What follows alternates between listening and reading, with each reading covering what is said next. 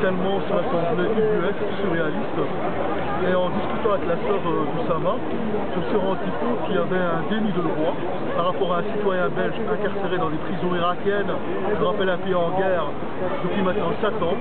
Alors j'ai appris récemment également qu'il était souffrant et plus que souffrant parce qu'il était même entre la vie et la mort. Alors on peut se poser la question par rapport à la diplomatie belge. On a des regrets forcément, on s'est rendu compte que le ministre Steven Van Acker n'a pas été des plus proactifs sur ce dossier-là.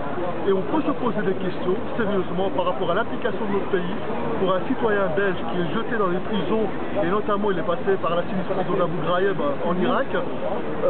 On est consterné, pour ma part. Je trouve désolant qu'un pays qui se prétend démocratique et qui prétend défendre tous ses enfants puisse, de manière aussi ignoble, abandonner un de ses enfants en Irak. Et on peut être que heurté, choqué, écœuré par notre diplomatie qui, depuis 7 ans, est incapable de faire le moindre geste pour soutenir la famille et pour aider Oussama. Deux, trois questions encore. Quel est votre soutien aujourd'hui? Alors, je dois vous avouer que j'ai commencé à soutenir la famille très tardivement. Donc mea culpa également, parce que bon, c'est vrai qu'on ne peut pas être partout à la fois et que c'est vrai que instinctivement, lorsqu'on parle de détenus belges en Irak ou en Afghanistan, il y a la question du terrorisme qui revient. Alors, au début, on est un peu frileux. Et je dois vous avouer que moi aussi également, je me suis posé forcément certaines questions en disant qu'il n'y aurait pas de lien avec des mouvements ou des groupuscules terroristes sur place.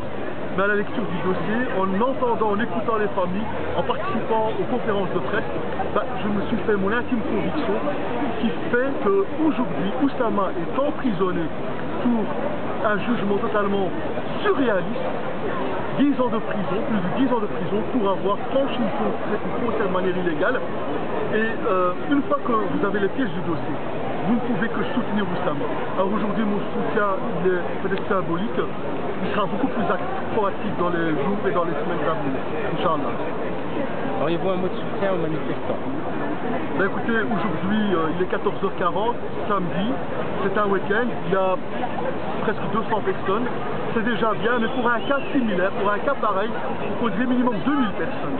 Parce que demain, on peut tous être des Oussama. Demain, moi, Mohsin, je peux être arrêté pour une raison totalement farfelue en Égypte, en Tunisie, en Irak, en Afghanistan. Et je peux être abandonné par les miens, je peux être abandonné par notre gouvernement, par les associations. Et donc, il faut absolument une mobilisation générale, une mobilisation totale. J'interpelle les intellectuels qui font silence sur ce dossier. J'interpelle les médias qui sont pas assez, à mon avis, proactifs. J'interpelle surtout le monde politique belge. Vous savez, se faire réélire, c'est pas simplement être assuré d'avoir un salaire pendant 4 ans ou 5 ans. Se faire élire, c'est soutenir la population, c'est soutenir nos concitoyens, même à Bagdad, même en Irak. Et force est de constater que Oussama Attar, alors oui, il porte un prénom qui, bien évidemment, ne l'aide pas, c'est un prénom arabe, et Oussama, on pense à Oussama Ben Laden, mais je pensais, moi, qu'en Belgique, on avait des idéaux d'humanisme, d'universalisme, et qu'un citoyen était d'abord belge, et qu'à ce titre, on devait d'abord défendre ce citoyen, au-delà de ce qu'il représente, de ce qu'il est. Et donc vraiment, moi j'appelle, ce n'est que par la mobilisation citoyenne qu'on pourra arriver à quelque chose. Il faut arrêter de penser que le gouvernement sera proactif.